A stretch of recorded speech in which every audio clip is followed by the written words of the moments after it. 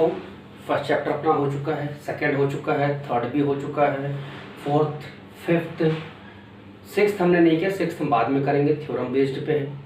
Seventh भी कर लिया, कोऑर्डिनेट ज्योमेट्री, ट्रिग्नोमेट्री 8 और 9, हाइट एंड डिस्टेंस वो भी कर लिया। आज हम कर रहे हैं 10th चैप्टर, जो क्या है सर्कल। इसके पहले मैं आपको प्रोबेबिलिटी और स्टैटिक्स भी करा चुका हूँ। मतलब इसके बाद जो हमारा सिलेबस बचेगा मात्र 3 चैप्टर, वो है हमारे पास 11, 12, 13। और 11 भी बहुत ज़्यादा बड़ा नहीं है, 12 भी नहीं, लेकिन 13 थोड़ा सा रहेगा। तो अपना हो जाएगा सिलेबस विद इन नवंबर और दिसंबर के पहले। मैं नहीं हूँ, नवंबर में करा दूंगा। ओके, फिर हम लोग टेस्ट सीरीज लगाएंगे, टेस्ट सीरीज के पेपर सॉल्व करेंगे, फिर मैं आपको और आगे बताऊंगा कैसे करना है। तो आइए आज इस सेशन में मैं आपके साथ पार्ट 1 सर्कल का स्टार्ट करते हैं, चैप्टर नंबर 10।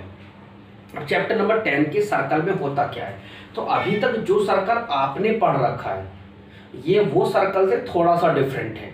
ये वो सर्कल नहीं है जो आप अभी तक पढ़ते आ रहे थे कंटिन्यू। अब यहाँ पर चीज़ें बहुत कुछ बदल जाती है। सर्कल वही है, सर्कल तो वही है भाई, सर्कल तो नहीं बदल सकता ना, सर्कल तो वही रहेगा, बनाने का तरीका भी वही है। लेकिन सर्कल की ऐसी बहुत सारी चीज़ें जो आप नहीं जानते हैं, 8, 9 में नहीं सीखा, वो 10th में आपको सीखना है। सबसे पहली बात है, सिर्फ मैं आपको आज क्या बताने वाला हूँ कि हमें इनके रूल जैसे से आप प्रूफ कर सको। यदि आप रूल सीख लोगे तो प्रूफ आपको ऑटोमेटिक बनेगा। ठीक, सिंपल सी चीज़ है। यदि ये सर्कल है, अब यदि ये सर्कल है तो सर्कल में एक चीज़ समझो सबसे पहले कि इसको क्या बोलते हैं, सेंटर पॉइंट। अब यदि ये सेंटर पॉइंट है, इसका मतलब है कि इसका मतलब क्या हो सकता है, ये रेडियस है, ये रेडियस है, और ऐसे आप अनेक इनफाइनाइट रेडियस ड्रॉ कर सकते हो किसी भी सर्कल पे। तो जब इस तरीके की रेडियस हम ड्रॉ कर देते हैं, इसका मतलब क्या होता है कि ये वाली जो साइड है O से लेके A तक और O से लेके B तक, ये दोनों ही सेम है। ध्यान दो बड़े, आपको मालूम कर रही है तो मुझे मालूम है, सर जो बता रहे मालूम है जरूर है, पर ये चीजें यदि आप इस चैप्टर में भी ध्यान नहीं देंगे प्रॉपर, क्योंकि मैं इससे रिलेट करके बहुत सारी डिफरेंट चीजें बताने वाला हूँ, यदि आप उन सब चीजों को नहीं ध्यान दोगे तो मेरे हिसाब से तो नहीं मालूम होगा। ठीक, अब यदि AOB मतलब जब दो रेडियस के बीच का जो एरिया होता है, इसको ये बीच वाला जो पार्ट होता है इसको क्या कहते हैं, इसको एक्चुअल कहते हैं सेक्टर। क्या कहते हैं, सेक्टर। दूसरे पे आ जाते हैं हम लोग कि यदि ये सर्कल है तो सर्कल में यदि कहीं पर भी एक लाइन पास कर दी जाए, सर्कल में डायमीटर को छोड़कर, हम बात कर रहे हैं कि भाई किसी भी डायमीटर को छोड़कर, सिंपल सी चीज है कि यहां पर और यहां पर एक कट करते, इसका नाम है A, इसका नाम है B। तो जो ये पार्ट होगा ना, इसको बोलते हैं स्कैंट, SCANT। और ये फिल इन द ब्लैंक्स में कई बार एग्जाम में पूछा गया, शायद पिछले बार भी ये एग्जाम में आया था, स्पेलिंग गलत है, SECANT, स्कैंट। तो इस तरीके से यदि आप ध्यान रखोगे तो गलत करके नहीं आओगे। तीसरी चीज ध्यान दो जो इस चैप्टर में पढ़ना है, यदि ये सर्कल है तो सर्कल में क्या होता है कि यदि किसी एक टॉप पॉइंट से, सर्कल के किसी भी एक जगह से यदि ऐसी दो लाइन ड्रॉ करके मीट करा दी जाए,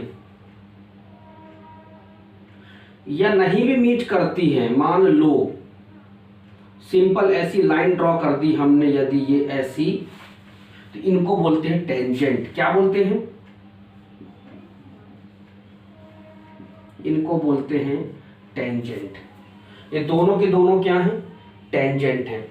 अब बात आती है कि टेंजेंट तो है, ये टेंजेंट तो है, लेकिन टेंजेंट के ही बारे में पूरा सर्कल है। आप समझ में आई बात कि पूरा टेंजेंट के बारे में ही सर्कल। तो टेंजेंट होता क्या है, टेंजेंट वो होता है जहां पर ये टच करता है ना किसी, मतलब सर्कल पे किसी एक पॉइंट पे ये क्या करेगी, टच करेगी टेंजेंट। ठीक है, तो ये इसको बोलते हैं point of contact. Fill in the blanks में पूछा जाता है पॉइंट ऑफ कांटेक्ट। तो जिस जगह पे सर्कल पे टेंजेंट टच करती है उसको बोलते हैं पॉइंट ऑफ कांटेक्ट। जैसे ये देखो, यहां पर एक पॉइंट ले लो, अब यहां पर ये टेंजेंट पास हुई और यहां पर टच, इसको बोलते हैं पॉइंट ऑफ कांटेक्ट, इसको बोलते हैं पॉइंट ऑफ कांटेक्ट। और ये पूरी की पूरी क्या है, टेंजेंट है। अब एक चीज समझो, यदि ये पॉइंट ऑफ कांटेक्ट है और ये टेंजेंट है, तो हमेशा जो सेंटर होगा, सेंटर के साथ ये क्या होगा, पॉइंट ऑफ कांटेक्ट 90 डिग्री का एंगल बनाएगा। क्या बनाएगा, 90 डिग्री का एंगल बनाएगा। क्लियर। यदि मैं यहां पर एक टेंजेंट और ड्रॉ कर दूं, समथिंग लाइक दिस, यदि मैं एक टेंजेंट ऐसे और ड्रॉ कर दूं, इसका मतलब है कि यदि यहां से एक रेडियस मैंने और ड्रॉ कर दी,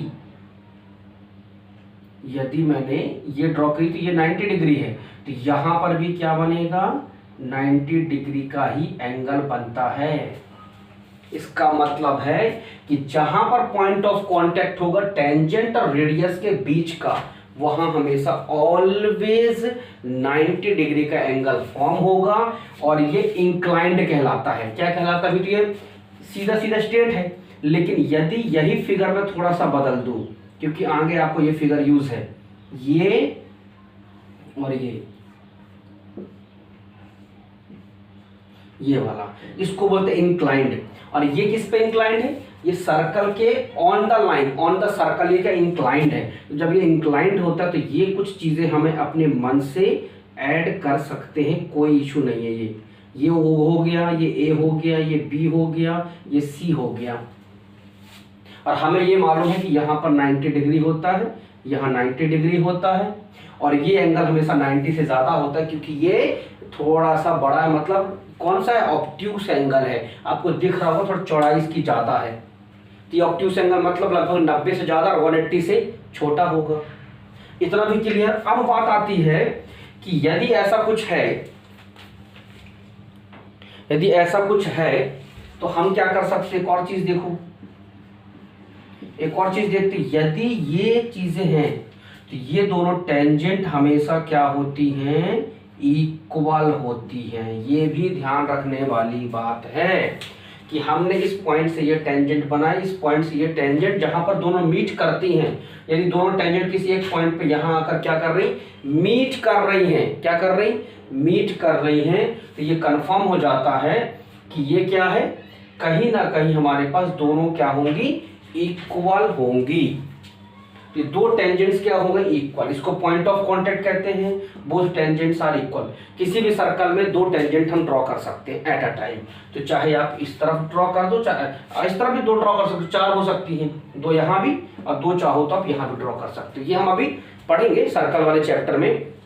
सर्कल के बाद एक और है कंस्ट्रक्शन 11th चैप्टर में, तो उसमें ये टेंजेंट ड्रॉ करने के लिए हमको है, कैसे ड्रॉ करना वो मैं आपको वहां बताऊंगा। लेकिन अभी यहाँ सिर्फ टेंजेंट के बारे में जानो कि both tangents are equal, both radius are equal, both tangents are equal, यहाँ 90 डिग्री भी इक्वल है। तो यदि हम चाहें तो बीच से क्या एक लाइन ये ड्रॉ नहीं कर सकते, बिल्कुल ड्रॉ कर सकते थे। दोनों ट्राइंगल आपस में क्या हो गए। अब यदि किसी ने बोलते दोनों ट्राइंगल को कॉन्ग्रुएंट प्रूफ करो, तो कॉन्ग्रुएंसी हम जानते हैं, हमने 9th में पढ़ा, अभी आपको मैंने 6th चैप्टर नहीं पढ़ाया। जब 6th चैप्टर पढ़ा दूंगा तब कॉन्ग्रुएंसी और अच्छी बनेगी, पर अभी कॉन्ग्रुएंसी आपने 9th में जो सीखी कि अभी हम उसके पे फोकस करते हैं कि दोनों ट्राइंगल को कॉन्ग्रुएंट प्रूफ करना है। कॉन्ग्रुएंट का मतलब होता है ये ट्राइंगल इस ट्राइंगल के सिमिलर है। सिमिलर मतलब सेम है, कॉपी है, एग्जैक्ट है। तो जब ये सेम होगा तो फिर उसके लिए बहुत सारे रूल हैं प्रूफ करने के, वो हम तब ध्यान देंगे जब ध्यान से सुनना। आप मैं बताऊंगा आपको कि क्या हो सकता है। अब नेक्स्ट ध्यान देते हैं। अब आप इसको देखो कि ये तो हमारा हो गया, इतना तो आपको पता चल गया है। इसके बाद आपको ये चीज़ ध्यान देना है कि मैं आपको क्या बताने वाला हूँ, थोड़ा सा इसमें एक्सरसाइज हम अभी मैं आपको बाद में बताऊंगा बहुत कुछ एक्स्ट्रा, वो एक्स्ट्रा हम आर डी शर्मा से पढ़ेंगे। अभी सिर्फ आप 10.1 देखो। 10.1 में क्या बोल रहा है हम उसको थोड़ा सा ध्यान देते हैं और पढ़ते हैं। तो हम यहाँ ध्यान देते हैं एक्सरसाइज 10.1। अब 10.1 क्या कहती है, ध्यान देते हैं। 10.1 में लिखा हुआ है, सबसे पहला क्वेश्चन है हमारे पास, how many tangent can a circle है। अब किसी भी सर्कल में आप कैसे, ये देखो एक सर्कल ये है, यदि उसने बोला कि इंक्लाइंड है तब तो सिर्फ हम ऐसे ड्रॉ कर सकते हैं 4। लेकिन उसने बोला कि सर्कल में टेंजेंट, एक टेंजेंट, दो टेंजेंट, तीन टेंजेंट, यहाँ से यहाँ से यहाँ से, ये हर जगह रेडियस क्या होंगी, 90 डिग्री बनाएंगी। हर जगह रेडियस 90 डिग्री, तो कहीं पर भी मतलब infinite number of tangents can be drawn in a circle. How many tangents? Infinite number of tangents can be drawn, क्योंकि किसी एक पॉइंट पे वो क्या होनी चाहिए, कट करना चाहिए, तो इनफाइनाइट हम ड्रॉ कर सकते हैं। अब आते हैं फिल इन द ब्लैंक्स पे। Tangent to a circle intersect in a point, ठीक है। अब वो बोल रहा है कि इसका सेकंड क्वेश्चन पढ़ रहा हूँ, सेकंड का फर्स्ट वाला जिसमें फिल इन द ब्लैंक्स है कि यदि वो सर्कल है और टेंजेंट उस पे कट करती है तो एग्जैक्टली वन पॉइंट पे कट करती है। कहां पर? एग्जैक्टली वन पॉइंट पे, तो आंसर क्या हो जाएगा? Exactly one point. दूसरा पूछ रहा है a line intersecting a circle in two point is called as, तो मैंने पहले भी बताया था कि जब सर्कल को दो पॉइंट पे कोई लाइन कट करते हैं उसको स्कैंट बोलते हैं। ये चीज आपको मालूम है, SECANT, ये मैं पहले भी बता चुका हूं। तो फिल इन द ब्लैंक्स में जब आएगा तो इस तरीके से करना। Circle can have dash parallel tangent at the most, वो बोल रहा है कि ज्यादा से ज्यादा, एट मोस्ट मतलब ज्यादा से ज्यादा सर्कल में कितनी पैरेलल लाइन बनाई जा सकती है? एट मोस्ट ज्यादा से ज्यादा कितनी पैरेलल लाइन? दो, एक ये है और ये, ज्यादा से ज्यादा बस इससे ज्यादा, ये आगे बढ़ जाएगी ना बेटा, है तो ये एक ही, तो ज्यादा से ज्यादा कितनी पैरेलल लाइन बनाई जा सकती है? सिर्फ ज्यादा से ज्यादा दो बनाई जा सकती है। क्लियर? नेक्स्ट क्या पूछ रहा है? The common point of a tangent to a circle and the circle is called, क्या कहलाता है? ठीक है, अब देखो, the common point of tangent to a circle and the circle is called, चलो ध्यान दो, बोल रहा है कि जो कॉमन पॉइंट है टेंजेंट का और सर्कल का, इसको क्या बोलते हैं? Point of contact. सर्कल का और टेंजेंट का जो कॉमन पॉइंट है that is called point of contact. चलो नेक्स्ट क्वेश्चन करते हैं, थर्ड पे आते हैं, और थर्ड में वो क्या बोल रहा है थोड़ा सा उसके बाद में फिगर आउट करते हैं, सोचते समझते हैं, ठीक है, ध्यान दो। चलो इसी का थर्ड क्वेश्चन आते हैं और थर्ड क्वेश्चन में थोड़ा सा समझते हैं। देखो थर्ड क्वेश्चन में क्या बोल रहा है, तो मैं पढ़ के बताता हूं।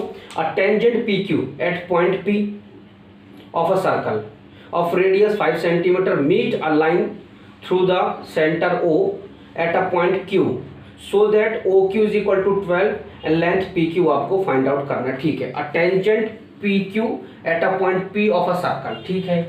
अब ये टेंजेंट बना लो भाई, ये है tangent.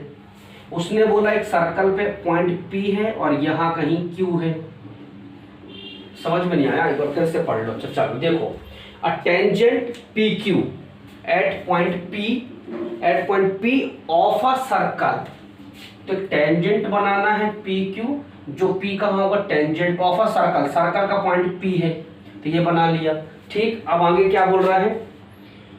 Of a circle of radius 5 centimetre meet a line. अब रेडियस बनाना है तो रेडियस तो ऐसे ही बनती है यहाँ पर, तो ये हो गई 5 सेंटीमीटर।